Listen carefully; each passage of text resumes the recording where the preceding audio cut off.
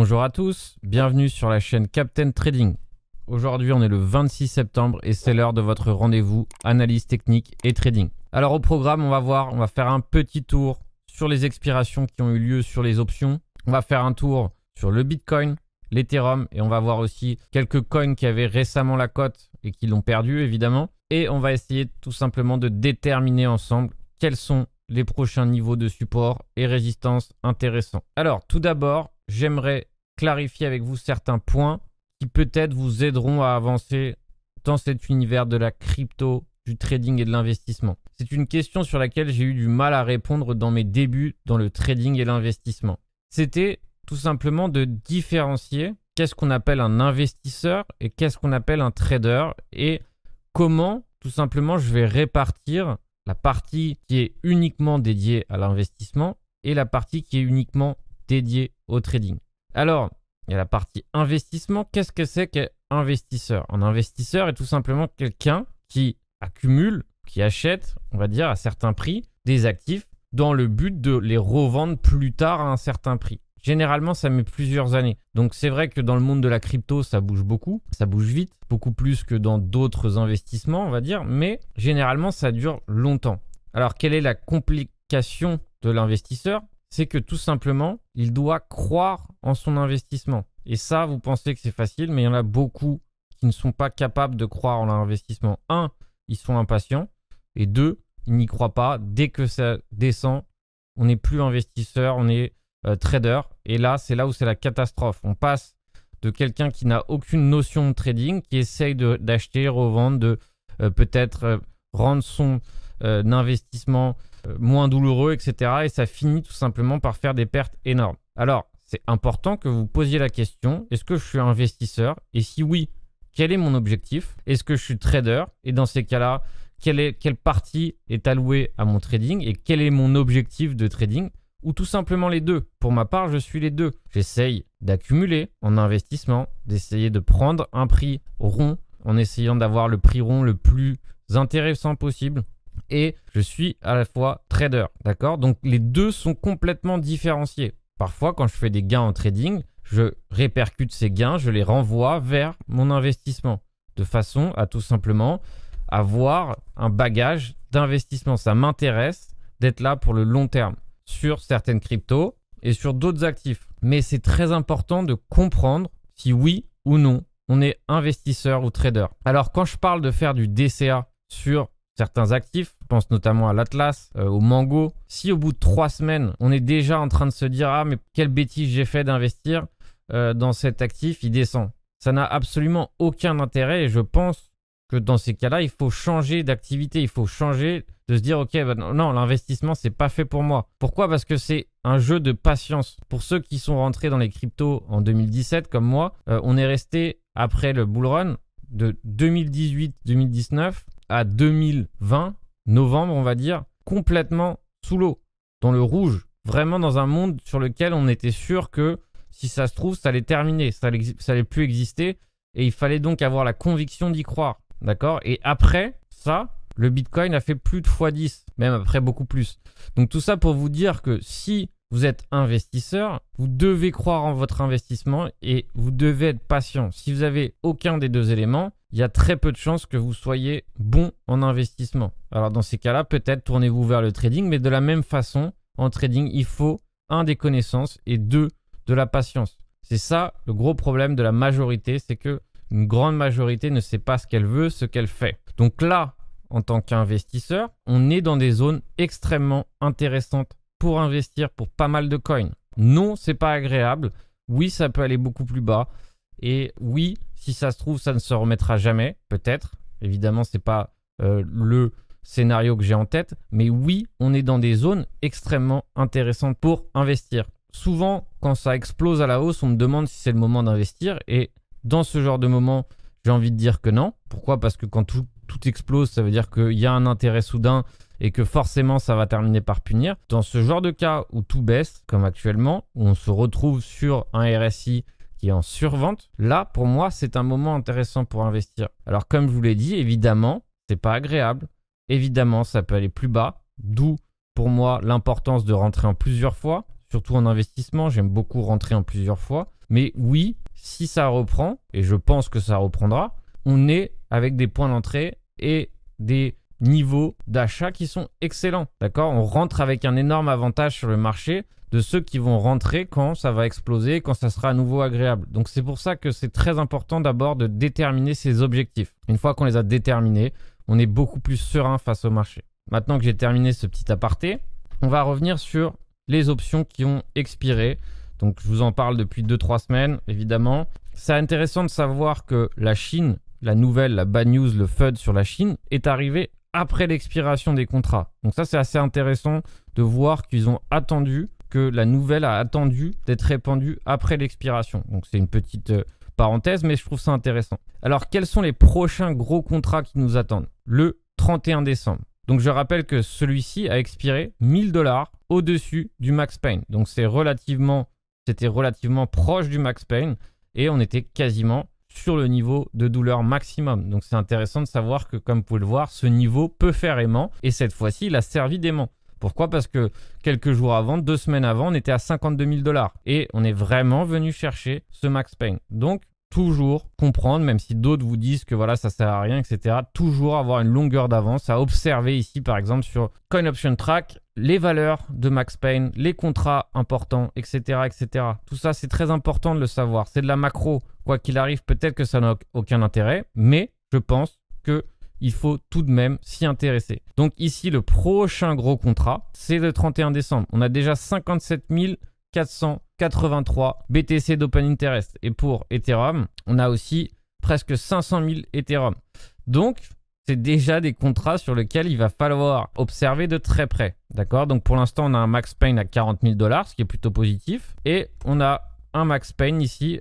Donc là, je pense que c'est parce que ça n'a pas encore été assez tradé, je l'espère, pour les hodlers, de 1000 $ pour Ethereum. Donc tout ça, c'est des valeurs qu'on va observer de près et surtout l'évolution, c'est ça qui nous intéresse. Il reste quand même 3 mois. Donc comme vous savez, en fonction de l'évolution, en fonction du trading des options, ces max pain évoluent. Donc voilà, toujours essayer de s'intéresser au max pain. Et évidemment, le prochain contrat qui sera beaucoup moins important, c'est celui de la fin du mois. Chaque fin de mois, il y a des contrats. Donc celui-ci, comme vous pouvez le voir, 169 000 Ethereum d'Open Interest et 23 000 BTC d'Open Interest. Donc ça reste relativement faible comme contrat. Alors maintenant, on va regarder le graphique du Bitcoin et on va essayer de tout simplement l'observer comme je le fais, niveau par niveau. Je sais qu'il y a certaines personnes qui aiment bien faire des thèses macro, etc., etc. Je ne fais pas de thèse macro. Je m'intéresse à chaque niveau et j'essaye de chercher qu'est-ce que je vais faire dans chaque niveau. Est-ce que je vais vendre? Est-ce que je vais acheter? C'est comme ça que je procède. Alors, pour ça, on va faire une technique que j'ai l'habitude de faire, qui est tout simplement d'observer les clôtures et les ouvertures et le bas et les hauts mensuels. Donc, je vous rappelle que le mois d'août est spécial, tout simplement parce que c'est un mois où les opérateurs de marché institutionnels ne traitent pas habituellement. D'accord? Donc, c'est un mois finalement où on va dire que les whales, les grosses mains, n'ont pas participé au marché. D'accord? Et ça, c'est très important de le comprendre. Donc, on peut se dire que peut-être que vu qu'ils ont raté ce move, d'ailleurs qui a été fait pendant le mois d'août, qui était excellent, je me rappelle encore, je suis encore nostalgique, peut-être voudront-ils récupérer ces niveaux pour éventuellement plus tard que le prix continue de hausser. Donc peut-être arriveront-ils à pousser les prix pour récupérer des niveaux dont ils n'ont pas pu profiter. Alors ici, qu'est-ce que j'ai fait? J'ai tout simplement noté le haut, le bas, la clôture et l'ouverture mensuelle du mois d'août. D'accord? Donc ces niveaux pour moi sont excessivement intéressants et on va voir qu'ils ont déjà servi de support et de résistance. Donc une fois que j'ai fait ça, je me mets en weekly. Donc en weekly, qu'est-ce qu'on voit? On voit qu'au niveau du RSI, on est sur la zone neutre et on voit qu'on est toujours sur un pullback weekly. C'est-à-dire qu'on est toujours sur ce mouvement haussier. On est toujours en train de corriger depuis ce mouvement haussier. Donc comme vous pouvez le voir, jusqu'à maintenant, on a réussi à tenir en clôture les 0,5 de Fibo, donc qui est un niveau important. Comme vous pouvez le voir, ces 0,5 sont convergents avec le haut de ce range et tout simplement tous ces hauts qui sont ici, d'accord? Toutes ces mèches, on va voir qu'elles sont assez confluentes avec ce niveau. Donc le niveau sur lequel on se trouve, qui est de 41 000 $, est un niveau important qui a une forte convergence de signaux. Mais si vous observez, quel est le prochain niveau sur lequel on trouve une forte convergence de signaux et qui est celui qui est le plus proche de nous actuellement. Et ce sont les 37 000 $.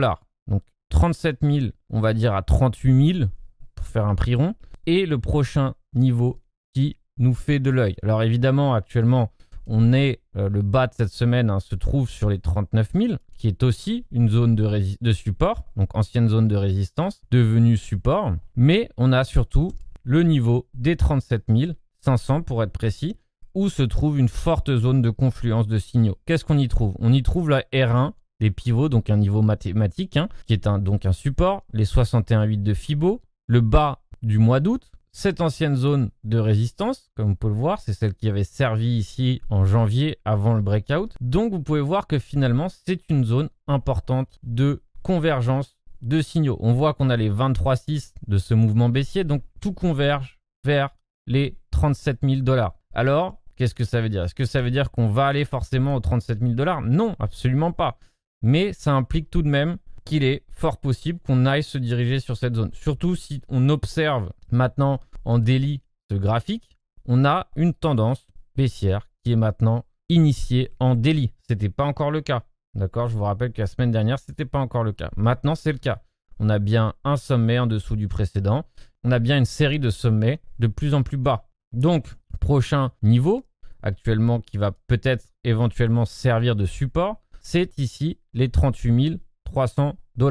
Donc c'est évidemment le prochain support sur lequel on fait face. Soit on va rebondir dessus, donc on fait un scénario classique de peut-être une déviation réintégration, ce qui serait bon signe sur le court terme, d'accord? Et c'est peut-être éventuellement ce qui va se passer. Et ensuite on peut aller chercher ici les 45 000 $, le prochain sommet. Et de la même façon, on peut très bien faire une déviation et réintégrer. C'est certainement les deux choses sur lesquelles on peut faire face dernièrement. Mais qu'est-ce qu'on observe? On observe surtout qu'on est en zone de survente. On a frôlé la zone de survente. Alors, possible tout simplement qu'on vienne terminer le RSI ici et qu'on se pose vraiment dans les zones extrêmes, et éventuellement une divergence à un moment donné, et éventuellement le point d'entrée.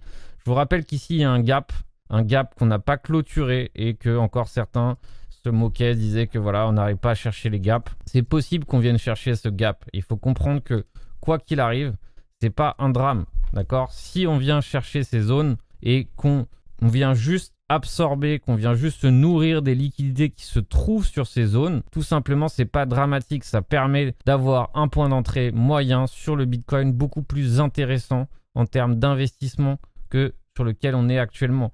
Pour ma part, je suis bullish sur le Bitcoin sur le long terme. Je me pose pas de questions. Tous ces corrections, tous ces niveaux qui sont en train d'être touchés, c'est des opportunités pour rentrer sur le long terme et j'ai pas de questions à me poser.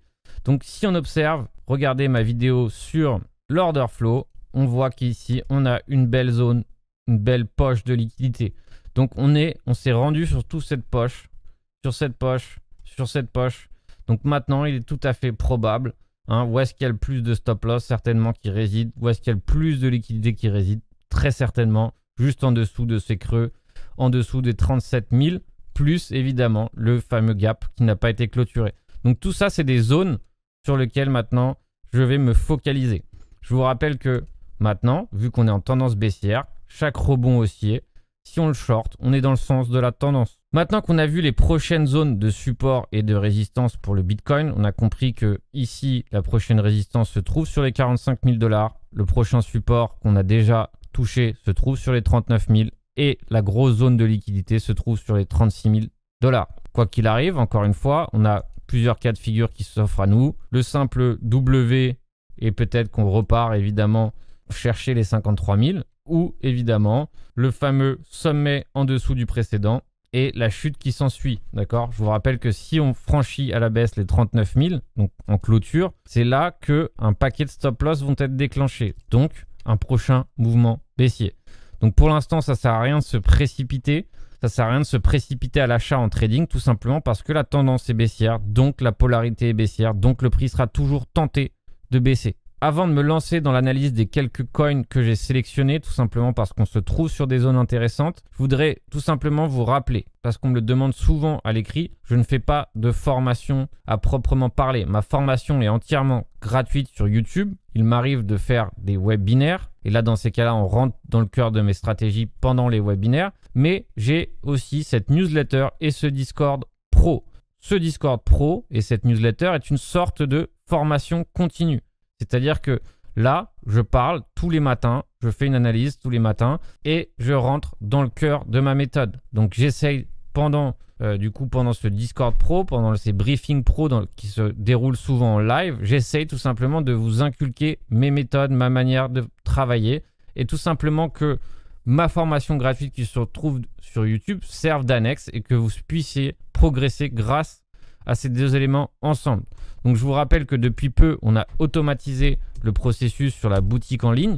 Donc vous pouvez tout simplement tester un mois sans engagement, que ce soit pour le Discord Pro ou pour la newsletter Pro. Derrière, évidemment, si ça vous plaît, profitez aussi des réductions qui sont en place pour les abonnements moyen terme. Donc maintenant, on va s'intéresser sur les coins qui sont intéressants. J'en ai sélectionné plusieurs, donc un qui m'intéresse fortement tout simplement parce qu'il est sur un support macro, et donc un support macro est toujours intéressant, et c'est le comp. Alors, si on observe le comp, on peut voir qu'on est sur une zone extrême. On arrive en tout cas proche d'une zone extrême, et donc une zone extrême en RSI est toujours intéressant. Je vous rappelle que si vous êtes ici en zone de surachat, vous allez fortement vous confronter très probablement à ce genre de configuration, une configuration en top. Et dans ces cas-là, en tant qu'investisseur, vous avez acheté le top. Alors ici, est-ce qu'on peut aller beaucoup plus bas? Oui, on peut aller beaucoup plus bas, mais on se trouve sur une zone intéressante. Et on voit que, en tout cas au niveau du RSI, on a un début de divergence. Alors c'est pas encore une divergence, hein, elle n'est pas encore faite, elle n'est pas encore validée, mais on voit bien que ce sell-off se fait avec beaucoup moins de vigueur que celui-ci. Donc, si on observe, j'ai noté les niveaux de support et résistance qui nous intéressent. Et là, on peut voir qu'on se trouve pile poil sur une zone de support et une zone de support intéressante. Là, regardez, ce petit pic ici de 19 juillet a servi de support avant qu'il ait haussé. On voit ici que, on va dire, tout ce qui se trouve dans cette zone, d'accord, entre les 300 et 265, c'est une zone de fort support. Donc certainement beaucoup de liquidité qui doit résider ici sous les 300 $. Donc certainement une belle poche. Donc peut-être éventuellement profiter de cette poche de liquidité pour se placer tout simplement et avec une éventuelle début de divergence. Et ça serait extrêmement intéressant comme setup. Et ça serait un setup swing ultra intéressant dans lequel on peut se rendre niveau par niveau. Et là, éventuellement, si vraiment on commence à avoir un début de tendance baissière, donc de tendance haussière qui se met en place. Attention, ça peut mettre plusieurs semaines à se mettre en place. Là, on serait dans un setup swing extrêmement intéressant et on pourrait tenter tout simplement de revendre sur des prochaines zones, ici comme les 448, 500 $, etc. Mais ça, c'est un jeu de patience. C'est quelque chose qui va se mettre en place sur plusieurs semaines dans l'optique, évidemment, qu'il se mette en place. Tout ça pour vous dire que voilà, faut être patient et si on n'est pas patient, ça ne marchera pas. Mais là, on est vraiment sur des zones intéressantes pour ce comp. On va regarder maintenant l'indice du DeFi Perp. L'indice du DeFi Perp qui regroupe les principaux acteurs de la DeFi. Donc, c'est un index made in FTX. Qu'est-ce qu'on retrouve ici? On voit qu'on est actuellement sur la zone de rechargement de ce mouvement baissier.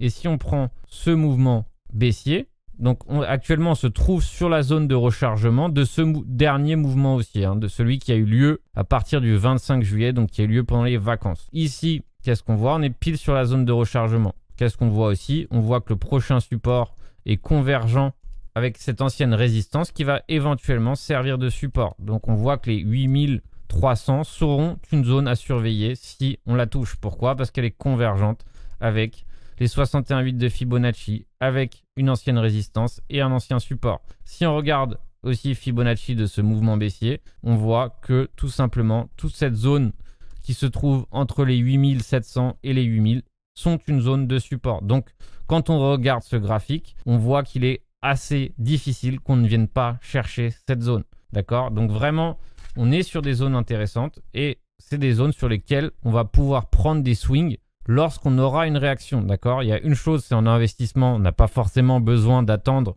d'avoir une vraie réaction. Pourquoi? Parce qu'on est sur une zone de support. Et c'est vrai qu'en tant que trader, il est toujours préférable, évidemment, d'attendre d'avoir une confirmation. Et une confirmation, c'est quoi? C'est une éventuelle divergence, c'est un éventuel W, etc., etc. Mais là, on regarde sur le DeFi Perf, on est vraiment sur des zones qui vont pas tarder à être intéressantes. Donc, il est encore tôt pour se placer. Donc, si on regarde aussi d'autres valeurs comme le Algo, on voit que c'est vraiment un sell-off massif qui s'est mis en place. Donc, vraiment la hype. Qu'est-ce qui se passe derrière la hype après cette bougie de hype? Tout simplement, il y a l'atterrissage. Donc, c'est toujours pareil, très souvent en crypto. Donc, quand on parle de blockchain, ça arrivait à chaque fois. Il y a toujours une blockchain, puis d'autres qui arrivent et elles sont toutes aussi bien. Sauf que derrière, elles finissent toujours toutes par corriger violemment. Donc ici, qu'est-ce qu'on voit? On voit que si on franchit les 1,51, on aura certainement une correction violente qui se mettrait en place dans ce cas de figure. Donc, on va regarder Avax qui, lui, on va dire, se porte plutôt correctement. D'accord? Donc, on a évidemment un sommet en top qui s'est mis en place. On a eu un swing fail qui s'est mis en place. On a évidemment cette divergence qui s'est mise en place. Mais il reste tout de même assez fort, on va dire, comparé à d'autres des blockchains actuellement qui sont en train d'être vendus massivement. Alors, quelle est la zone qui m'intéresse ici pour le AVAX? Donc, une zone sur laquelle j'aurais envie de rentrer en swing, c'est tout simplement celle des $50. Pourquoi? Parce que c'est une ancienne zone de résistance et c'est certainement là où il y a le plus de liquidité qui réside pour ceux surtout qui ont acheté ce dernier mouvement haussier. Donc, c'est une zone sur laquelle je regarderai si on effectue un éventuel W ou autre. Qu'est-ce qu'on regarde? On voit que le Shop Index est chargé. Donc, encore une fois, deux cas de figure peuvent se mettre en place avec un Shop Daily. Tout simplement, on fait un mouvement baissier et dans ces cas-là, ça peut être un mouvement baissier violent ou l'inverse, évidemment. Donc, encore une fois, nous sommes dans des moments extrêmement intéressants pour investir, pour trader. On est dans des moments intéressants pour éventuellement commencer à attraper des swings. Donc, c'est encore tôt. Et on est dans des moments extrêmement intéressants pour shorter. Pourquoi? Parce que la douleur actuellement, elle est dans le sens de la baisse. À chaque fois que vous achetez, vous êtes tout simplement susceptible que le prix continue de baisser. Et ça, beaucoup de gens ne le comprennent pas. Ils veulent acheter, acheter, acheter. Mais derrière, vu que sur une majorité de coins, la tendance est baissière, on continue de baisser. C'est ça qu'il faut comprendre. Et aujourd'hui, le dimanche, généralement, ça fait plusieurs semaines que ça se passe ainsi. On corrige tous les dimanches. C'est-à-dire que tous les dimanches, on peut commencer par un début de session haussière et on termine par faire un sell-off violent le dimanche. Donc évidemment, c'est pas toujours pareil, mais en tout cas, les 6 dernières semaines, ça a toujours été le cas. Tout ce qui montait un dimanche baissait. Donc si vous achetez un dimanche, en tant que trader, évidemment, vous mettez toutes les chances de votre côté pour échouer le trade. Donc cette minute marché est maintenant terminée. Je vous rappelle qu'on se retrouve demain pour la newsletter pro, pour ce type d'analyse, donc beaucoup plus poussée avec des plans de trading. Et on se retrouve tous les jours évidemment dans le Discord. En attendant, je vous souhaite un bon trading à tous. Soyez vigilants, prudents et encore une fois, n'oubliez pas de comprendre où vous êtes.